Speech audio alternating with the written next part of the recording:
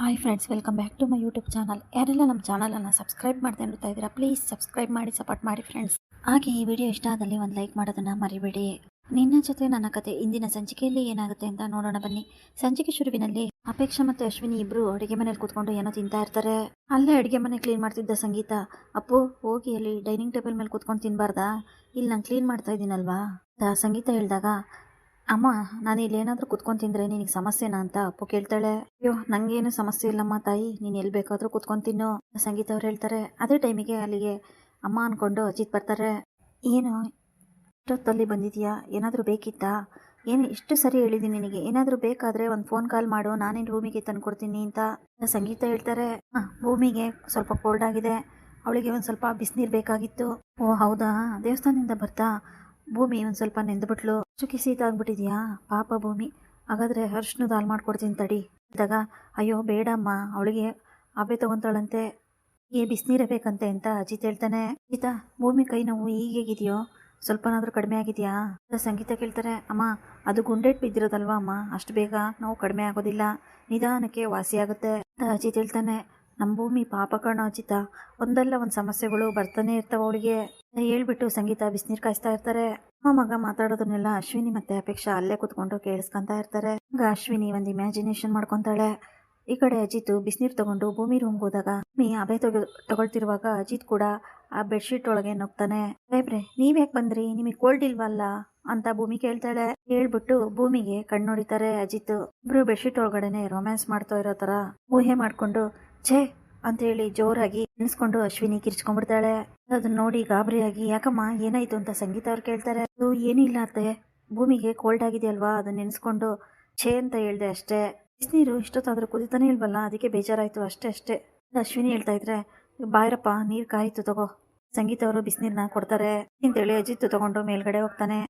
ಕೊನೆಗೂ ಬಂದ್ರಲ್ಲ ಸಾಹೇಬ್ರೆ, ನಾನೆಲ್ಲ ಬಿಸಿನೀರನ್ನ ನಾಳೆನೆ ತಗೊಂಡ್ಬರ್ತೀರಾ ಅಂತ ಅನ್ಕೊಂಡಿದ್ದೆ, ನೀರು ಕುದಿಯೋದು ಬೇಡವಾ, ಕುದಿಸ್ಕೊಂಡು ತಗೊಂಬಂದೆ ಅಂತ ಹೇಳ್ತಿರುವಾಗ್ಲೇ ಅಕ್ಷಿ ಅಂತ ಶುರು ಮಾಡ್ತಾಳೆ. ಅನ್ನೋದಕ್ಕೆ ಶುರು ಮಾಡ್ತಾನೆ ಅಜಿತ್. ಹೇಳಿದ್ರಾ ನಿಮಗೂ ಬಂತು ಸೀತಾ, ಸಾಹೇಬ್ರೆ ನೀವು ಅಬೆ ತಗೊಳ್ಳಿ. ಭೂಮಿ ಹೇಳ್ತಾ ಇದ್ರೆ, ಇಲ್ಲ ಭೂಮಿ ನೀನ್ ತಗೋ ಅಂತ ಅಜಿತ್ ಹೇಳ್ತಾ ಇರ್ತಾನೆ. ಭೂಮಿ ನಿಂಗೆ ತುಂಬಾನೇ ಕೋಲ್ಡ್ ಆಗಿದೆ, ಹೇಳಿದ್ರೆ ತಾನೇ ಬಿಸಿನೀರ್ ಬೇಕು ಅಂತ, ನೀ ಸುಮ್ನೆ ಅಬೆನ ತಗೋ, ಅರ್ಶಿನದ ಹಾಲನ್ನ ಅಮ್ಮನ ಹತ್ರ ಮಾಡಿಸ್ಕೊಂಡು ಕುಡಿದು ಅದ್ರ ಜೊತೆಗೆ ಟ್ಯಾಬ್ಲೆಟ್ ಕುಡಿತೀನಿ, ಎಲ್ಲ ಸರಿ ಹೋಗುತ್ತೆ ಅಂತ ಹೇಳಿದಾಗ, ಸಾಹೇಬ್ರೆ ಟ್ಯಾಬ್ಲೆಟ್ನ ನುಂಗ್ಬಾರ್ದು, ಅದು ದೇಹಕ್ಕೆ ಒಳ್ಳೇದಲ್ಲ, ಇದನ್ನ ನೋಡಿ ಚಿರಲ್ಲು, ಸುಮ್ಮನೆ ಬೆಡ್ಶೀಟ್ ಒಳಗಡೆ ಹೋಗಿ ಅಬೆ ತಗೊಂಡ್ರೆ ಸಾಕು, ಇದೆಲ್ಲ ಅಭ್ಯಾಸ ಇಲ್ಲ ಭೂಮಿ, ನೀನ್ ಸುಮ್ಮನೆ ಅಬೆ ತಗೋ ಅಂತ ಅಜಿತ್ ಹೇಳ್ತಾನೆ. ಅಲ್ಲಿಗೆ ಸಂಗೀತ ಬರ್ತಾರೆ.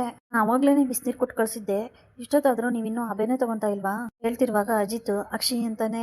ಶುರುವಾಯ್ತಾ ಅಂತ ಸಂಗೀತ ಕೇಳಿದಾಗ, ಹೌದಮ್ಮ ಅದಕ್ಕೆ ನಾನು ಭೂಮಿಗೆ ಅಬೆ ತಗೋ ಅಂತ ಹೇಳ್ತಾ ಇದ್ದೀನಿ, ಅವಳು ತಗೊಂತಾನೆ ಇಲ್ಲ ಅಂತ ಅಜಿತ್ ಹೇಳಿದಾಗ, ಅವಳೊಬ್ಳೆ ಯಾಕೆ ತಗೋಬೇಕು, ಇಬ್ರು ಒಟ್ಟಿಗೆ ತಗೊಳ್ಳಿ ಇಬ್ರು ಅಂತ ಹೇಳಿ ಅವ್ರಿಬ್ರು ಬಗ್ಗಿಸ್ಬಿಟ್ಟು ಅವ್ರ ಮೇಲೆ ಬೆಡ್ಶೀಟ್ನ ಒದಿಸ್ತಾರೆ. ಸಂಗೀತ, ಭೂಮಿ ಅಬೇನ ಜೋರಾಗಿ ಹೇಳ್ಕೊಳಮ್ಮ ಅಂತ ಹೇಳಿದಾಗ, ಭೂಮಿ ಒಂದು ಮೂಗ್ನ ಮುಚ್ಕೊಂಡು ಇನ್ನೊಂದು ಮೂಗಿಂದ ಸರ್ರ ಅಂತ ಹೇಳ್ಕೊಂತ ಇದ್ರೆ ನೋಡಿ ಅದನ್ನ ಅಸಹ್ಯ ಪಟ್ಕೊಂತ ಇರ್ತಾನೆ.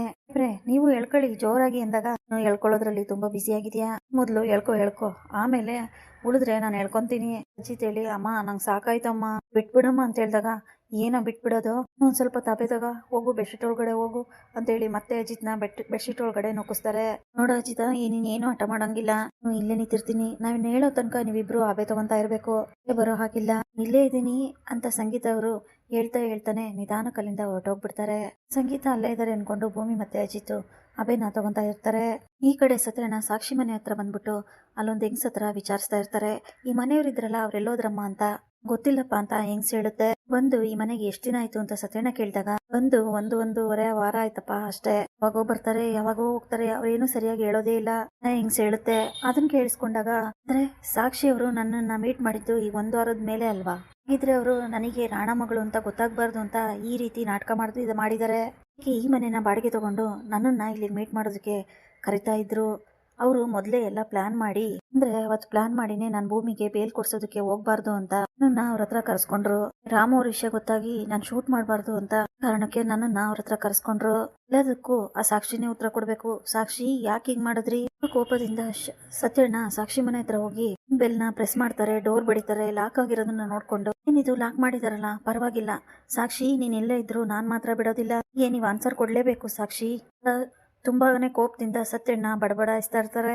ಕಡೆ ಹಾಲಲ್ಲಿ ರಾಮು, ಶ್ರವಣ್, ಅಜ್ಜಿ ಎಲ್ಲ ಕುತ್ಕೊಂಡಿರ್ತಾರೆ. ಹೀಗೆ ಕಾಲೋನಿ ಜನರೆಲ್ಲ ಬರ್ತಾರೆ.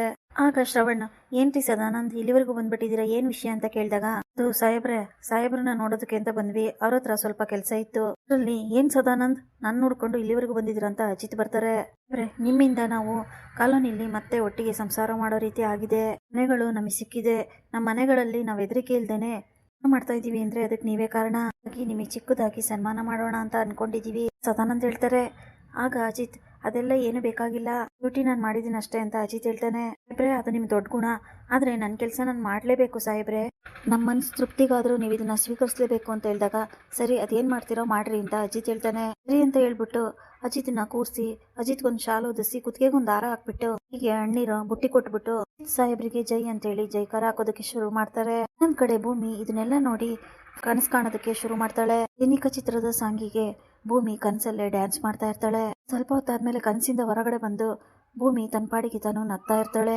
ಅದನ್ನ ನೋಡಿ ಎಲ್ಲರೂ ಶಾಕ್ ಆಗ್ತಾರೆ. ಆಗ ಅಜಿತ್ ಜೋರಾಗಿ ಚಿನ್ನ ಅಂತ ಕೂಗ್ಬಿಡ್ತಾನೆ.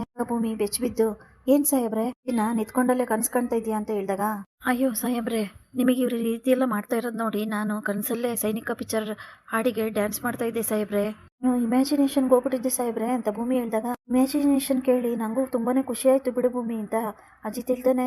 ಕಾಲೋನಿ ಜನರಲ್ಲ ಭೂಮಿ ನಿನ್ಗೂ ಬಾಗಿಣ ತಂದಿದೀವಿ ಕುತ್ಕೊಳ್ಳಮ್ಮ ಅಂತ ಹೇಳಿದಾಗ ಅಂತ ಹೇಳಿ ಭೂಮಿ ಹೋಗಿ ಸೋಫಾ ಮೇಲೆ ಕೂತ್ಕೊಂತಾಳೆ. ಅವಳಿಗೆ ಬಾಗಿಣ ಕೊಡ್ತಾರೆ. ಆಗ ಅಲ್ಲೇ ಇದ್ದ ದೇವಯಾನಿ ಮುಂದೆ ಬಂದ್ಬಿಟ್ಟು ನೋಡಿ ಇನ್ಮೇಲಾದ್ರೂ ನೀವೆಲ್ರೂ ಹುಷಾರಾಗಿರ್ಬೇಕು, ಆ ರಾಣ ಬಂದು ನಿಮ್ ಜಾಗನ ಕಿತ್ಕೊಳ್ಳೋದಕ್ಕೆ ನೋಡ್ಕೊಂಡು ನೀವು ಸೈನ್ ಹಾಕ್ಬಿಟ್ಟಿದ್ರಿ, ನೆಕ್ಸ್ಟ್ ಟೈಮು ಈ ರೀತಿ ಎಲ್ಲ ಆಗ್ಬಾರ್ದು, ಬಂದ್ರು ಯಾರಿಗೂ ನೀವು ಎದುರಬಾರ್ದು ಬಗ್ಬಾರ್ದು, ಎಲ್ಲರೂ ಒಗ್ಗಟ್ಟಾಗಿರ್ಬೇಕು ಅಂತ ಹೇಳಿದಾಗ ಯಾವತ್ತು ಇವ್ರು ಯಾರಿಗೂ ಆ ರೀತಿ ಪರಿಸ್ಥಿತಿ ಬರ್ದೇ ಇರೋ ತರ ನಾನ್ ನೋಡ್ಕೊಂತೀನಿ, ಹಣ ಅಲ್ಲ ಅವ್ರ ಅಪ್ಪ ಬಂದ್ರು ಈ ಜಾಗನ ಯಾರ ಕೈಲೂ ಕಿತ್ಕೊಳ್ಳೋದಕ್ಕಾಗೋದಿಲ್ಲ, ಇವ್ರ ಜಾಗದ ಮೇಲೆ ಬೇರೆ ಯಾರೇ ಕಣ್ಣಾಕಿದ್ರು ಅವ್ರು ಮಾತ್ರ ನಾನ್ ಸುಮ್ನೆ ಬಿಡೋದಿಲ್ಲ.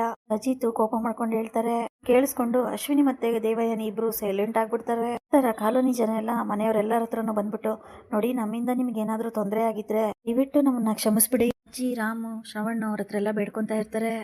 ಆತರ ಎಲ್ಲ ಮಾತಾಡ್ಬೇಡಿ, ಅವತ್ತು ನೀವು ಮನೆ ಕಳ್ಕೊಂಡು ನಮ್ಮ ಮನೆಗೆ ಬಂದಾಗ ನಾವು ಅವತ್ತು ನಿಮ್ಮ ಹತ್ರ ತುಂಬಾನೇ ರೂಡ್ ಆಗಿ ಮಾತಾಡಿದ್ವಿ, ಸಾಲದಕ್ಕೆ ನಿಮ್ ಮನ್ಸಿಗೆ ನೋವು ಮಾಡಿದ್ವಿ, ಆಗ ನನ್ ಮಗ ಟ್ರಾನ್ಸ್ಫರ್ ಆಗ್ತಾನೆ ನಾವು ನೋವಲ್ಲಿದ್ದೆ, ಅದಕ್ಕೆ ಏನೇನೋ ಮಾತಾಡ್ಬಿಟ್ಟೆ, ಮನ್ಸಿಗೆಲ್ಲ ಬೇಜಾರಾಗಿದ್ರೆ ದೊಡ್ಡ ಮನ್ಸ್ ಮಾಡಿ ನನ್ನನ್ನ ಕ್ಷಮಿಸ್ಬಿಡಿ. ರಾಮು ಕ್ಷಮೆ ಕೇಳ್ತಾರೆ. ಸದಾನಂದ್ ಸಾಹೇಬ್ರೆ ನೀವು ದಯವಿಟ್ಟು ಕ್ಷಮೆ ಎಲ್ಲ ಕೇಳಕ್ ಹೋಗ್ಬೇಡ್ರಿ, ಜಾಗದಲ್ಲಿ ಬೇರೆ ಯಾರೇ ಇದ್ದಿದ್ರು ಹಾಗೆ ಮಾಡ್ತಿದ್ರು, ಅಲ್ದೆ ನೀವು ಅವತ್ತು ನಮಗೆ ಆಶ್ರಯ ಕೊಡದೆ ಹೋಗಿದ್ರೆ ನಮ್ಮ ಪರಿಸ್ಥಿತಿ ಏನಾಗ್ತಿತ್ತೋ ಏನೋ, ನಮ್ಮ ಮನೆ ನಮಗೆ ಸಿಕ್ಕಿದೆ ಅಂದ್ರೆ ಅದೆಲ್ಲದಕ್ಕೂ ನೀವೇ ಕಾರಣ, ಎಲ್ರ ಉಪಕಾರನ ನಾವ್ ಯಾವತ್ತೂ ಮರೆಯೋದಿಲ್ಲ ಅಂತೇಳಿ ಎಲ್ರಿಗೂ ಧನ್ಯವಾದ ಹೇಳ್ತಾರೆ ಸದಾನಂದ್. ನಾವಿನ್ನೇ ಹೊರಡ್ತೀವಿ ಅಂತೇಳಿ ಎಲ್ಲರೂ ಕೈ ಮುಗಿದು ಕಾಲೋನಿ ಜನ ಎಲ್ಲ ಅಲ್ಲಿಂದ ಹೊರಡ್ತಾರೆ. ನಿಧಾನಕ್ಕೆ ದೇವಯಾನಿ ಮತ್ತೆ ಅಶ್ವಿನಿ ಅಲ್ಲಿಂದ ಓಕೆ ಅಂತ ನೋಡ್ತಾರೆ. ಆಗ ಒಂದ್ ನಿಮಿಷ ವಿಷಯ ಇನ್ನೂ ಇತ್ಯರ್ಥ ಆಗಿಲ್ಲ, ಅಣ್ಣನ್ನ ಅಪ್ಪಂಗೆ ಇಂಟ್ರೊಡ್ಯೂಸ್ ಮಾಡಿದ್ದು ಅಶ್ವಿನಿನೇ ಅಲ್ವಾ ಅಜಿತ್ ಹೇಳಿದಾಗ ಹೌದು ಅಂತ ಶ್ರವಣ್ ಹೇಳ್ತಾರೆ. ಅಂತ ಮನುಷ್ಯ ಅಂತ ನಂಗೆ ಗೊತ್ತಿರ್ಲಿಲ್ಲ ಅಂತ ಅವಳು ಅವತ್ತೇ ಹೇಳಿದ್ಲು, ಯಾಕೆ ಈಗ ವಿಷಯ ತೆಗಿತಾ ಇದೀಯಾ ಅಂತ ಕೇಳ್ತಾರೆ ಶ್ರವಣ್. ಅದು ನನಗೆ ಅರ್ಥ ಆಗದೆ ಇರೋ ವಿಚಾರ, ಈ ಬ್ಲಡ್ ರಿಪೋರ್ಟ್ ಅವತ್ತು ಚೇಂಜ್ ಆಗಿದೆ, ಆದ್ಮೇಲೆ ಅವತ್ತು ಅಶ್ವಿನಿ ಬ್ಲಡ್ ರಿಪೋರ್ಟ್ ಸಹ ಚೇಂಜ್ ಆಗಿರ್ಬೋದಲ್ವಾ ಅಜಿತ್ ಹೇಳಿದಾಗ ಅದನ್ನ ಕೇಳಿಸ್ಕೊಂಡು ಅಶ್ವಿನಿ ಮತ್ತೆ ದೇವಯಾನಿಗೆ ತುಂಬಾನೇ ಶಾಕ್ ಆಗುತ್ತೆ. ಇನ್ನೊಂದ್ಸರಿ ಬ್ಲಡ್ ಟೆಸ್ಟ್ ಮಾಡಿಸ್ಬಿಟ್ರೆ ಯಾರಿಗೂ ಏನು ಪ್ರಾಬ್ಲಮ್ಮೇ ಇರೋದಿಲ್ಲ ಅಲ್ವಾ ಅಜಿತ್ ಹೇಳ್ತಾನೆ. ಆಗ ಅಶ್ವಿನಿ ಮತ್ತೆ ದೇವಯಾನಿ ಮುಖ ನೋಡ್ಕೊಂಡು ಹೇಳ್ತಾ ಇರ್ತಾರೆ. ಆಗ ದೇವಯಾನಿ ಮಾತಾಡೋ ಅಶ್ವಿನಿ ಅಂತ ಮುಂದೆ ಕಳಿಸ್ತಾರೆ. ಅಶ್ವಿನಿ ಮುಂದೆ ಬಂದ್ಬಿಟ್ಟು ನೋಡಿದ್ರಪ್ಪ ಮತ್ತು ಕೊನೆಗೂ ನನ್ನ ವಿಚಾರಕ್ಕೆ ಬಂದ್ರು, ಹೀಗೆ ಇಷ್ಟು ದೊಡ್ಡ ಮನೇಲಿ ನಾನಿರೋದು ಇಷ್ಟ ಇಲ್ಲ ಅಂತ ಅನ್ಸುತ್ತೆ, ಯಾವಾಗ್ಲೂ ನಿಮ್ ಮಗಳು ನಾನಲ್ಲ ಅಂತ ಹೇಳ್ತಾನೆ ಇರ್ತಾರೆ. ಅಪ್ಪ ಇಷ್ಟು ದೊಡ್ಡ ಮನೇಲಿ ಇದ್ರು ನನಗೆ ನೆಮ್ಮದಿ ಇಲ್ದಂಗ ಆಗಿದೆ ಅಪ್ಪ, ನಾನು ಮತ್ತೆ ಅನಾಥಾಶ್ರಮಕ್ಕೆ ಹೋಗ್ತೀನಪ್ಪ, ನಾನು ಮನೆ ಬಿಟ್ಟು ಹೋಗ್ತೀನಿ, ಎಲ್ಲರೂ ಖುಷಿಯಾಗಿರ್ಲಿ, ನನ್ನಿಂದ ಯಾರು ದುಃಖ ಪಡೋದು ಬೇಡ ಅಂತ ಅಶ್ವಿನಿ ಹೇಳ್ತಾಳೆ. ಇನ್ಯಾಕೆ ಹೋಗ್ಬೇಕು ಮಗಳೇ, ನಾನು ನಿಮ್ಮಪ್ಪ ಇದ್ದೀನಿ, ನೀನು ನನ್ನ ಮಗಳು ಅಂತ ಒಪ್ಕೊಂಡಿರುವಾಗ ಬೇರೆ ಯಾರು ಏನೋ ಅಂದ್ರು ಅಂತ ಯಾಕೆ ನೀನ್ ತಲೆ ಕೆಡ್ಸ್ಕೊಂತೀಯಾ, ಯಾರು ಒಪ್ಕೊಳ್ಳೋ ಅವಶ್ಯಕತೆ ನನಗಿಲ್ಲ ಅಂತ ಶ್ರವಣ್ ಹೇಳ್ದಾಗ ಮಾವ ಅಂತ ಅಜಿತ್ ಕೂಗ್ತಾರೆ.